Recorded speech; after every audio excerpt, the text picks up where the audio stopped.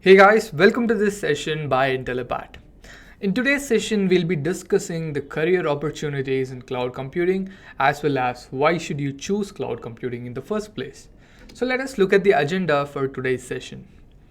So first we'll start off with why consider cloud computing, because there are so many different technologies available right now. There are so many different trends, but why cloud computing? So we'll look into that. We'll look at some facts. After that, we'll look at the skills you need to have so that you can get a cloud computing job. Then we'll look at the career paths available and the certification paths available in cloud computing. And finally, I'll show you how to get started with cloud computing or your particular cloud service. So now let us get started with this session. So first, why consider cloud computing?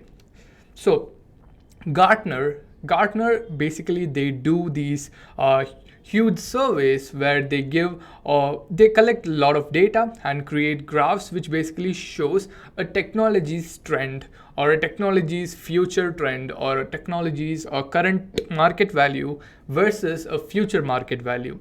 So like that, this is a forecast of public cloud service revenue from 2018 to 2022.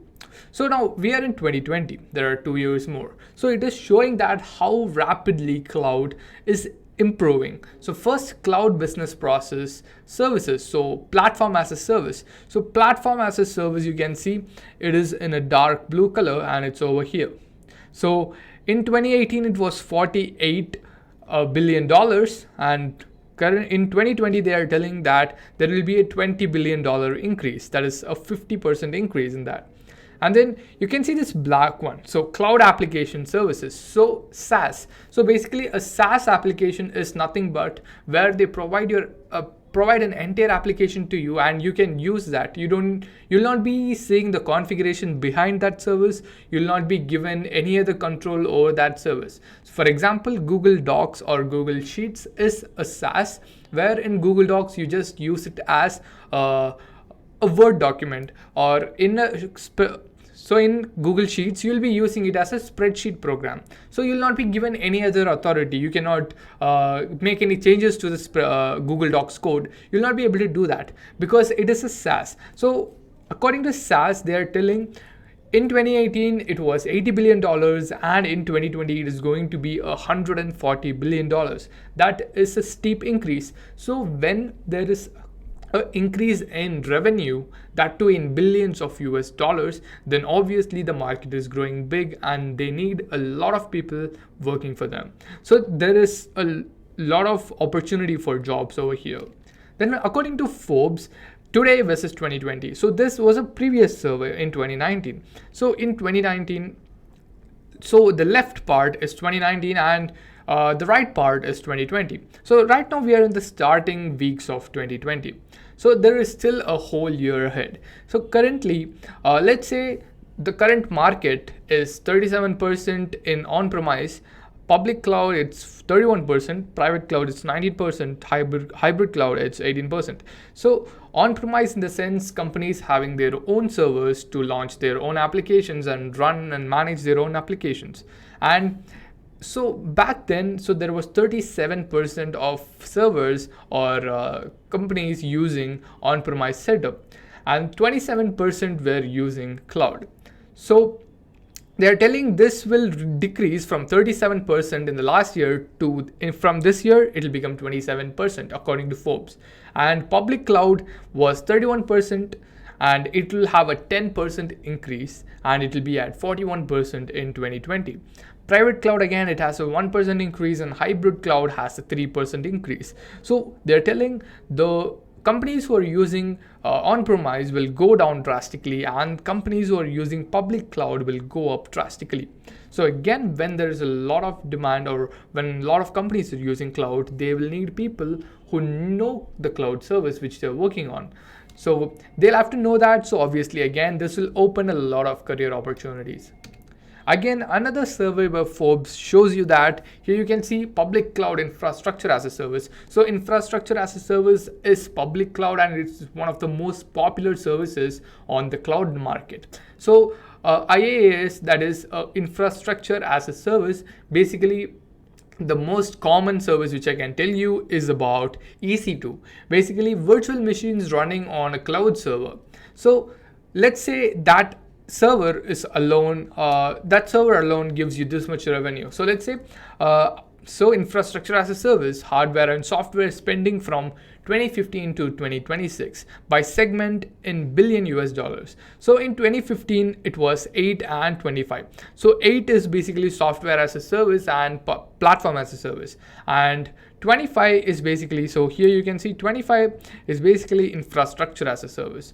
So in 2015 the revenue was $25 billion, and they're telling that in 2026 it is going to be $173 billion, and currently we are in 2020, so it should be at 126, around, not exactly 126, it should be around 126. So the thing is, it is increasing steeply. So $173 billion is not a small amount of revenue. That's a very huge amount. So when there is that much of revenue being collected, yes, cloud computing is one of the top trending technologies you will be witnessing in the next complete decade.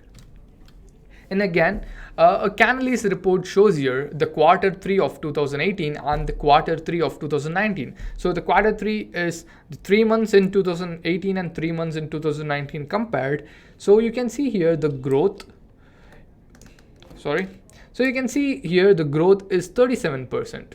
So from 2018, exactly 1 year later, there is a 37% growth in the cloud. So basically you can see here in quarter 3 the revenue for infrastructure services, that is IaaS, was $20,000 million, and in 2019 it was $27,000 million. So this is a very huge increase. This is like almost 10% of increase, almost 50% increase over here. So, and again, this particular public cloud market is basically dominated by 3 top companies: AWS, Microsoft Azure, and Google Cloud. As you can see here, AWS was at 33% and currently it is at 32.6%.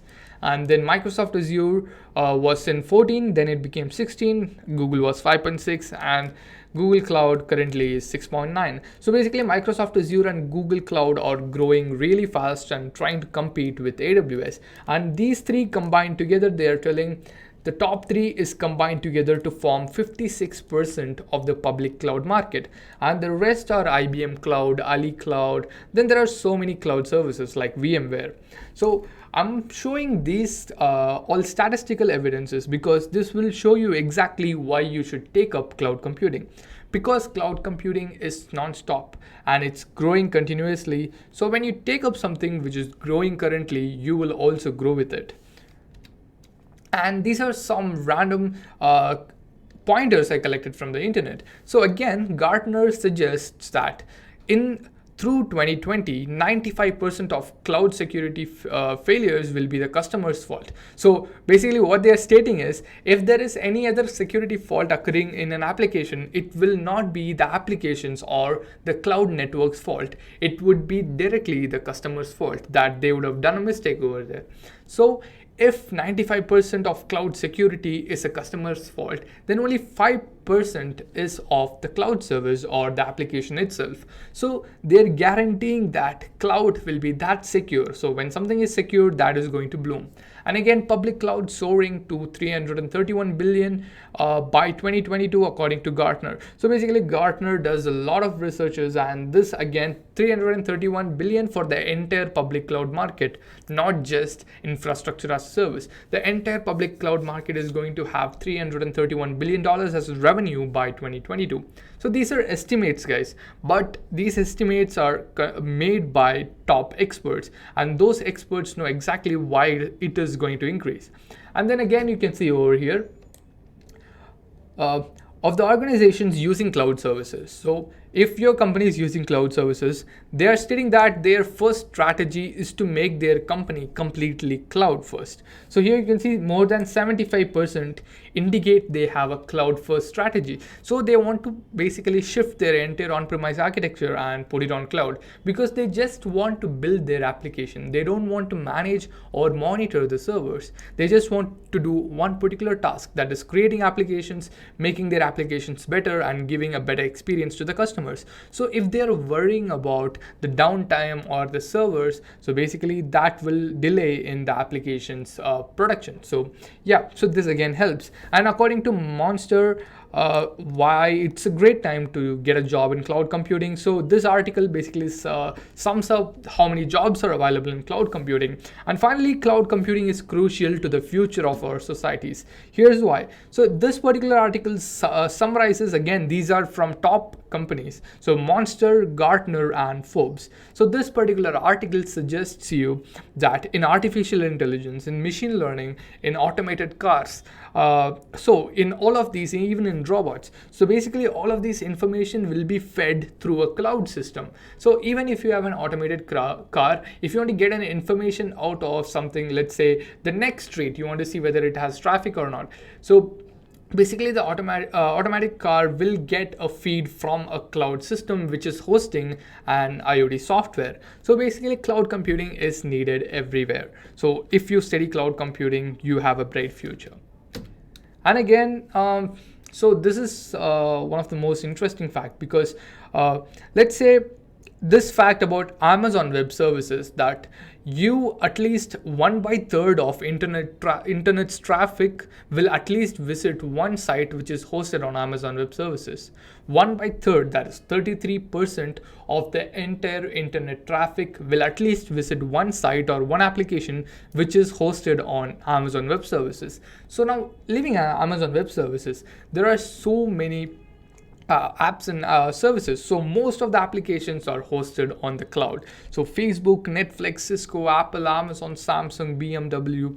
There are so many companies. I can just keep on naming it and make that let's say I can just name for an entire half an hour session. So there are so many companies. So you can look into more companies if you want, because these are some famous companies who use cloud services. That's why I've put them here, so that you can relate to them easily. So now, again, why consider cloud computing one of the important factors is for anyone is the number of jobs. So if there are lesser number of jobs, so basically many people will not prefer to go over there because they might think they will not get a job. But in cloud computing, I just looked up for India. So according to Indeed, there are 3,000 jobs currently available for a cloud computing profile. And under Glassdoor, there are currently 8,000 jobs available. And according to LinkedIn, there are 3,000 plus results. Again, there are 3,000 jobs available. So these are three major sites which I looked up, and these are totally different jobs. So you can see over here. So there are so many jobs currently available in just India for the cloud computing name. So basically the cloud computing keyword has shown me so many job profiles. So for example, this particular profile is showing you cloud computing, Google Cloud Platform, Google App Engine, Google Compute Engine, Google Cloud SQL. So basically they are saying you should understand and know Google Cloud Platform services completely.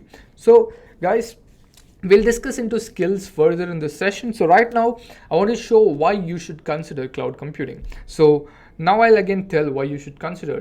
You have a lot of jobs. Cloud computing is a very highly growing technology. It is not going to stop anytime soon. So many Fortune 500 companies, let's say all of the Fortune 500 companies are using cloud services. So there are so many top cloud computing services like AWS, Azure, GCP, Ali Cloud, IBM Cloud, VMware, Salesforce. There are many. And yes, so it is non-stop growing, and anyone can get a job if they have proper skills in cloud computing. So now again, one of the important factors for anyone who will be taking up a technology is the salary, because we work for salary. So if we need money, so for that, let's say in cloud computing, general term is cloud engineer. So in cloud engineer, in the USA, the average salary is $128,000 per annum. and in India it is 6.8 lakhs per annum, and in the UK it is 60,000 pounds per annum. So these are pretty rough numbers. So if you want to get the exact number, guys, you will have to actually go to a company and ask exactly how much do they pay, because these numbers are calculated by various anonymous results, which basically people who are working in the cloud domain are putting up in ZipRecruiter or Indeed.com or Glassdoor.com. So these are rough estimates, but it won't be further apart from this. It won't be more than this or lesser than this. And this is the average salary. It is not the top salary. So if you have enough experience, you can even get a higher pay in cloud computing. If you become a senior cloud engineer, basically if you are handling a team of cloud engineers, you will be earning a lot more than you think. So gain a lot of skills in cloud computing. So now, as we saw why you should consider cloud computing, now we'll have to look at the skills you should have in cloud computing.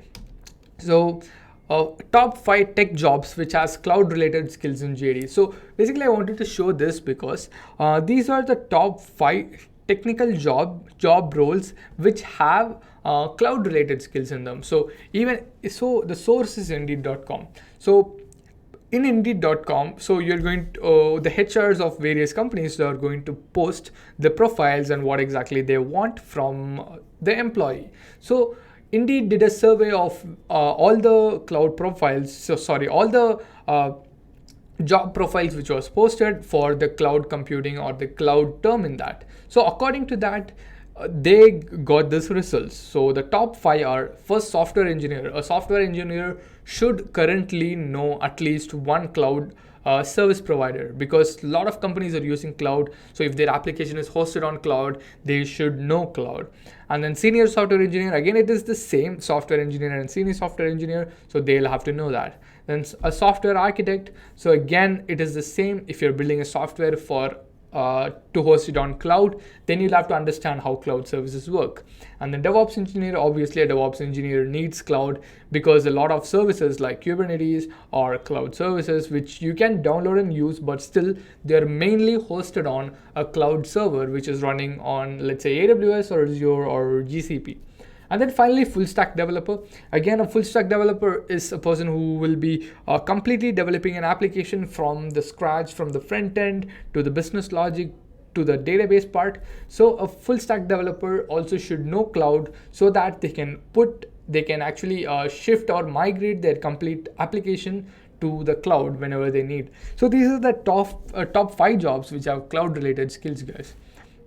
So now we'll look at the various skills you need as a cloud computing professional. So first, you should know at least one cloud service provider. So knowing a cloud service provider like AWS, Azure or GCP. So AWS is the number 1, Azure is number 2, and GCP is number 3. That's why I've put them here.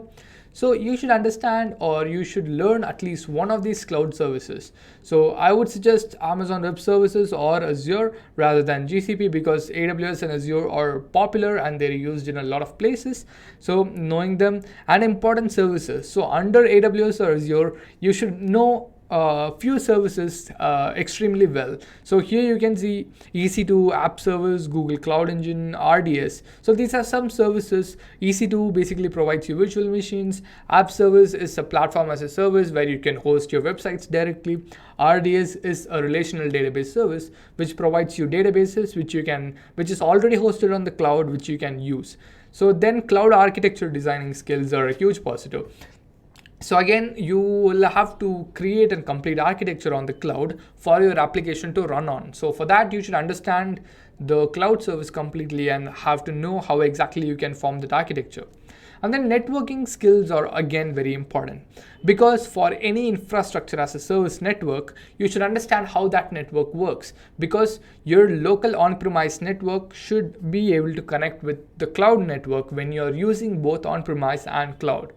And then being familiar with cloud providers' performance optimization techniques. So the performance optimization techniques varies from each cloud provider. AWS will not have the same techniques as Azure. So for that, you should understand exactly how you can optimize your performance for that particular cloud provider. And automating large configuration changes. So let's say you have hundreds of servers, then you should know exactly how to connect them together and run a single command or a single script which will basically do the same operation in all the servers for you. So again, you should know that. And again, coming to Linux skills, why Linux skills is because 90% of the cloud servers run on Linux. So for that, you should obviously know Linux, and you should know few tools. You should know awk, you should know grep, and also you should know monitoring tools like top and ps. And then also you should understand, or you should at least know the basics of shell scripting. So for example, shell scripting, you can create a script and keep it over there so that you can use it for any repetitive tasks which you have to do on the server. So these are some important skills, guys: cloud service providers, networking, and Linux skills. So if you have these skills, you can easily get started with cloud computing. And then a few more skills which you should understand is DevOps, programming and database skills, and security and disaster recovery. So DevOps skills, yes, because a lot of companies are moving from a complete server to a virtual machine environment to launch their applications. And even there, they are creating containers. They are using containerization tools like Docker and Kubernetes. So learning them, understanding how exactly Docker and Kubernetes work is a benefit for you. And knowledge of version control tools. So basically it is GitHub or Bitbucket. So these are some common tools. You can learn it easily and they are very, very helpful. And finally, a good understanding of CI/CD pipeline. So basically a CI/CD pipeline is to create a complete DevOps lifecycle. So if you understand those services, you can create a CI/CD pipeline for your application. So few services are Azure DevOps. Inside Azure DevOps, there is Azure Pipelines, Azure Boards, and again AWS DevOps is there, AWS Code Pipeline, AWS Code Deploy. Then there are other third-party DevOps tools like Jenkins, there is Jira, there is let's say Kubernetes, Docker, there is GitHub. There are so many tools. So you'll have to know what exactly you need and learn them. And then programming and database skills. So these are the common skills for most of the technical profiles. Programming skills and database skills are always helpful. And why database skills are important? Because any company who's currently having their application, obviously they will need a database. So every company needs a database. So for that, if you're working in a company and they want to host their database on the cloud, so now you should have some database skills which will help you to do that. And programming skills, again, any programming skill will help, but mostly Python, Java, Ruby. So these services are more compatible with the cloud. So basically learning them will help you a lot.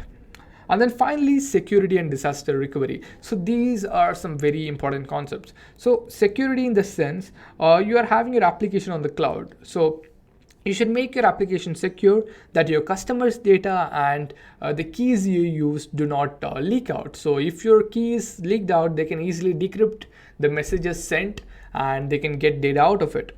So for that, you should have a very good key management skill. And then access management skills is basically creating users and giving them permissions to do exactly what you need them to do. So let's say you're using a cloud service and you have two different roles, one for a web developer, one for a database admin. So now you don't want the web developer to use the databases and you don't want the database admin to use the servers on the cloud. So you can basically create two users for the web developer and the database admin and give them enough permission so that the web developer can only use the servers and the database admin can only use the databases. So that you can do using access management. And again, you should understand disaster recovery, because this is one of the main concepts and this is one of the main reasons why companies shift to a cloud computing service. So normally if you are in an on-premise setup, if there is a disaster, so basically all your data will be gone because your entire on-premise setup will be destroyed. So if it is on the cloud, you can create another replication of that particular database or that particular application completely in a different region. Even though there is a disaster in this particular region, the application's replication will be available in the next region and you can basically get it back when you need it. So that you can do with cloud computing, and there are a lot of ways of doing this, a lot of ways of disaster recovery. So you should learn all those techniques. So guys, these six are the main skills which you should have for a cloud computing engineer or any cloud computing role. So we've looked at the skills. Now we'll look at the career paths. So I'm going to show you the top 5 career paths in cloud. The first is cloud solutions architect, then cloud developer, then cloud sysops admin, then cloud DevOps engineer, and finally cloud support engineer. So first, cloud solutions architect is one of the most popular roles and one of the most highly paid roles. A cloud solutions architect's role is to basically, cloud solutions architect, so his role is to basically create an architecture on the cloud. So architecture in the sense, if you want to host an application, what do you need? You need some servers to run that application. You need some databases to store data. You need a load balancer to balance between those servers. So balancing traffic. You need what else you need? You need a DNS host zone so that you can give your server's IP address or domain name. So you should understand what exactly is your application stack. So according to your application stack, you should create a secure, a resilient, a cost optimized architecture, which will basically make that application run very well, as well as it reduces the company's costs. So a solutions architect is very important for a company who is using or who is having their architecture or their application on the cloud. So this is one of the highly paid jobs in the cloud domain. And then a cloud developer. A cloud developer is basically a person who knows the software development kits for that particular cloud service. Let's say for AWS, then you should understand or learn AWS SDKs for whatever the language they're using. So let's say Java, AWS SDK for Java. Then you should understand web services and APIs. And then, so a cloud developer should use all this to basically build an application which will be running on the cloud.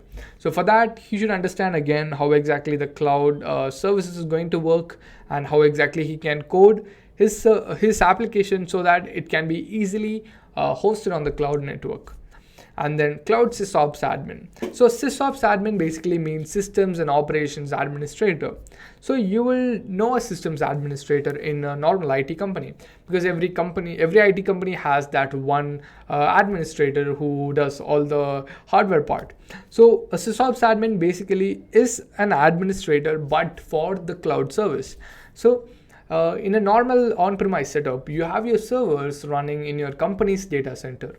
So then you need an administrator who locally takes care of them. But your servers are running in an, let's say if you're using AWS, your servers will be running in a data center owned by AWS. So how will this particular administrator maintain them? So for that, again, AWS or Azure or any AWS or Azure or any cloud service provide monitoring tools and management tools. So this particular admin will be using them to monitor those servers, and if there is any changes, they'll be doing that. If there is a need to manage the configuration of those servers, he'll do that. So a cloud sysops admin is basically an admin role, but for the cloud servers or the services hosted on the cloud. So this is also again one of the most popular career paths in cloud. And then cloud DevOps engineer. So a cloud DevOps engineer, again, there is a DevOps engineer role, basically a DevOps engineer working on cloud services. So creating a complete DevOps lifecycle using cloud services is required in this particular place. So as a cloud DevOps engineer, you should know all the DevOps tools. You should know a complete cloud service provider so that you can completely use them to your full potential to create an amazing lifecycle which basically handles everything for you. You just have to change the code, push it, then everything should be set. Your application should be hosted as a new one. And then finally, a cloud support engineer. So you can be thinking as support as a less paying job. Actually, it is not. A cloud support engineer is actually a very famous role, and mostly you can see this particular role available in Amazon Web Services. So you can be a cloud support engineer in Amazon Web Services itself. So for that, you will have to work hard actually. A cloud support engineer basically has to have the skills of a solutions architect, a cloud developer, a sysops admin. So basically what a support engineer does is, if a customer who is using AWS, so Amazon Web Services or Azure, so let's say I am using Amazon Web Services for my company's application. So now I will be, if my application is having some downtime or some problem with the AWS console, or there is some other problem with the AWS services provided, I'll be raising a complaint to the support engineer. So they should understand how exactly this architecture works so that they can give me a solution back.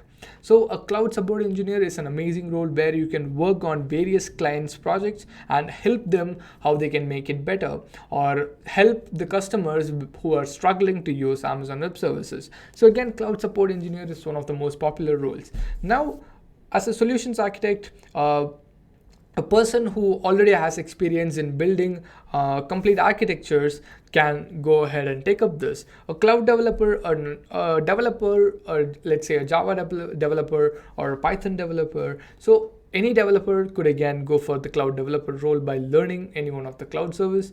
A SysOps admin, a DB admin, or IT administrator again can go for the cloud SysOps role. A DevOps engineer can go for the cloud DevOps role by learning various cloud services. And a support engineer, again, he has to learn these cloud services as well as he should have some communication skills. So all of this is needed, and these are the top 5 career paths in cloud computing. And now let's look at the various certification paths, guys. So I explained you the career paths. So you'll be thinking, how exactly should I move ahead with this? So if you want to move ahead with this, I would suggest to take up a certification and completing it. So first I wanted to show you the top certifications according to the salaries paid.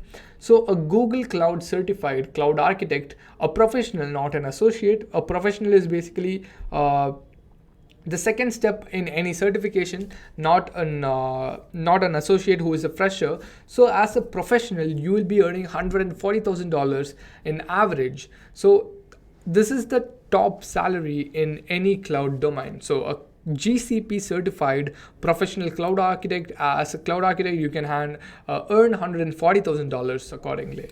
And the other 3 top services are, the top certifications are AWS Certified Solutions Architect, Associate, AWS Certified Developer, Associate, Microsoft Certified Solutions Expert, as MCSC Server Infrastructure.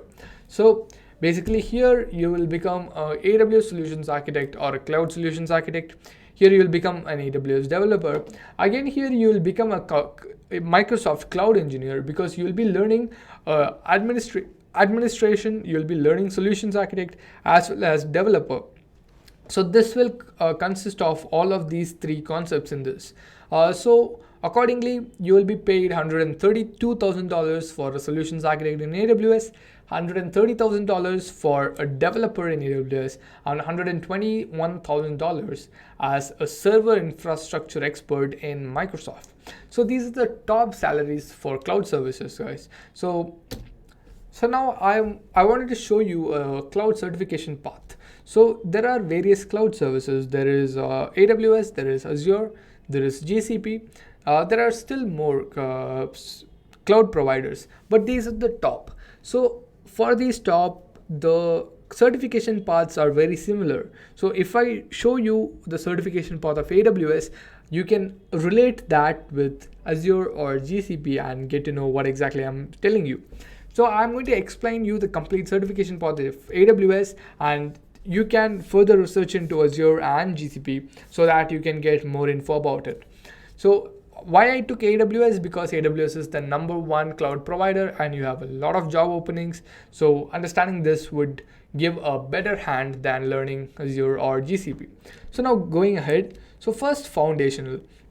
So I would not suggest you to take up foundational training. I would suggest you to just learn the cloud services first, understand everything, and then pick up either one of these, architect, operations, or developer, according to whichever is your liking or whichever is your passion.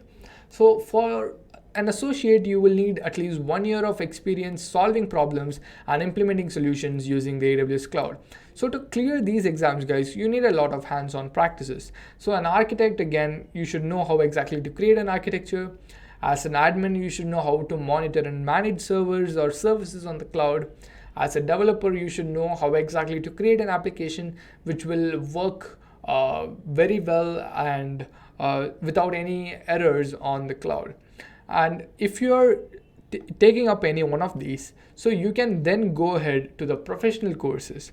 So let's say you've taken up solutions architect and you've joined a company and worked for 2 years. Now I think you'll be more than enough, more than capable of designing and operating on AWS architectures. So now you can take up the professional certification and complete it. Once you've completed your professional certification, you can basically become a solutions architect manager or a senior solutions architect, and you can earn more as well as you can guide a team of other junior solutions architects.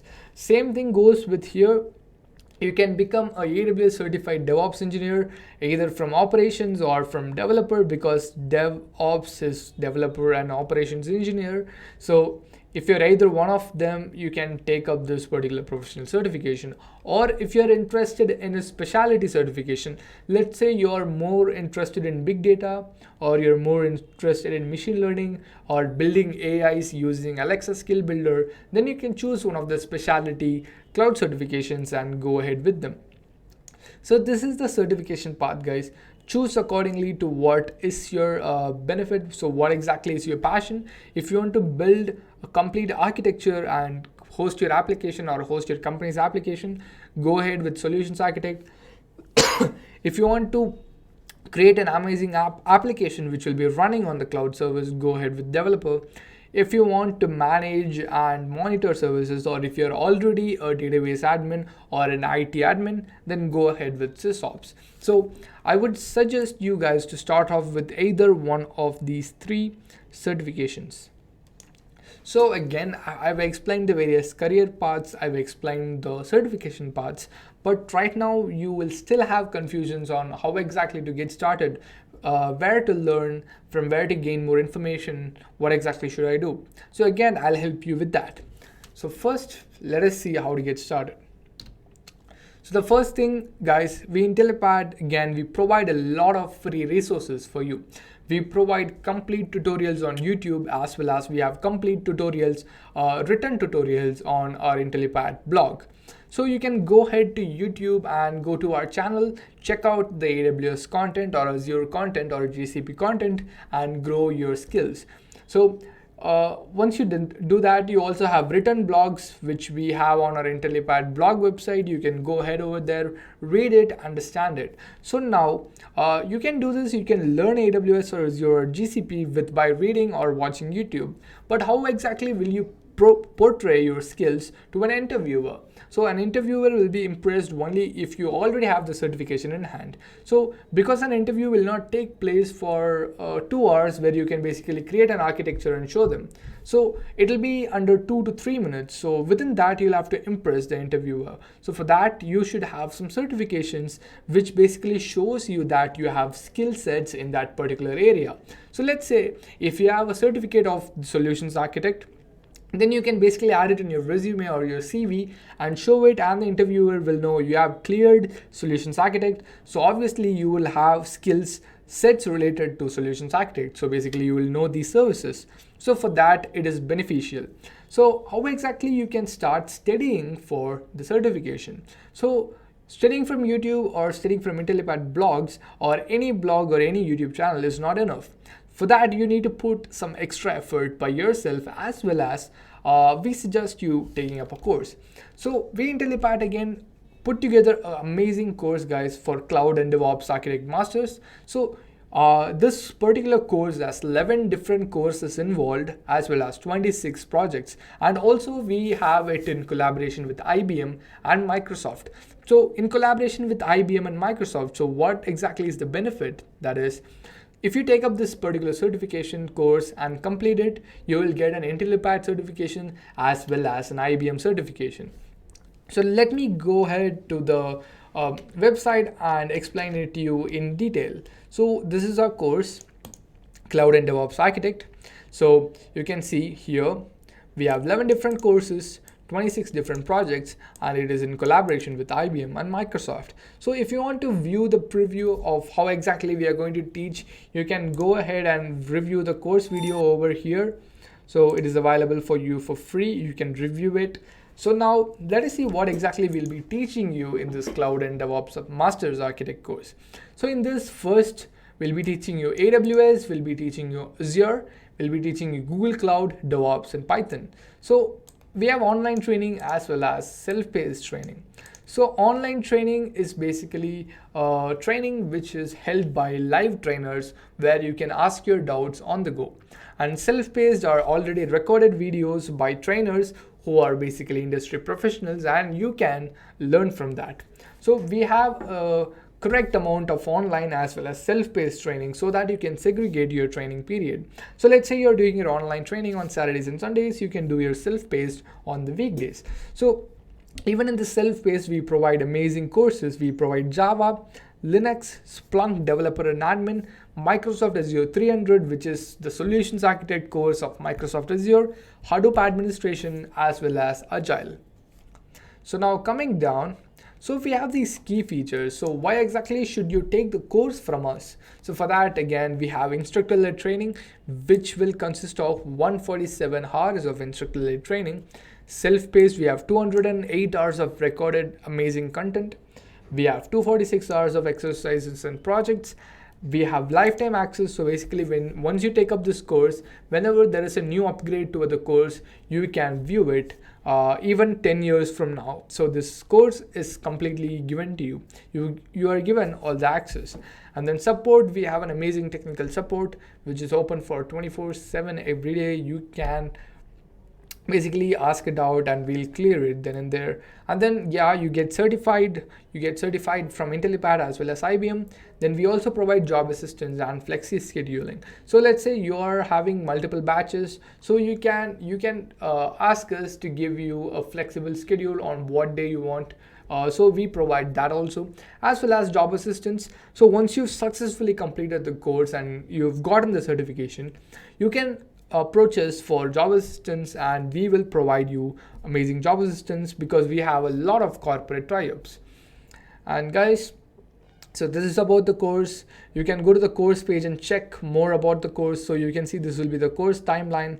So you can again check this out. So you can see here what are the certifications basically you can clear by learning this particular master's course. First, you can clear the Solutions Architect exam. You can clear the Microsoft Azure Architect exam. Again, 300 and 301, you can clear both. You can clear the Java Programmer certification. You can clear the Splunk certification as well as Linux certification. You can totally clear 7 different certification exams by taking up this one course. As well as you can see here, this is the certificate which you will be provided once you successfully completed the course. Your name with Cloud and DevOps Professional. So you can see here it is provided by IBM and the Program Director of Skills Network in IBM. So this is a very valued certificate, guys. Take up this course and develop your skills in Cloud and DevOps. So you can go ahead to our website and check out this completely. So this is what I wanted to show you. So this is how you can get started, start learning from YouTube, start learning from our blogs. And if you know well enough, then take up the certification course, completed, land a job. We'll help you to land a job. So guys, we have come to the end of this session. As well as before ending this session, I wanted to show you this. We Intellipaat provide for any viewers currently, for our esteemed viewers, we provide the YouTube 30 coupon code, which basically gives you a 30% off of any course which you take up. So you can basically go to our website, use this code to get a 30% coupon off and on any course which you want. So go ahead and do that, guys, if you want to take up a course. So we've come to the end of this session. Thank you for attending this session. Meet you in another session.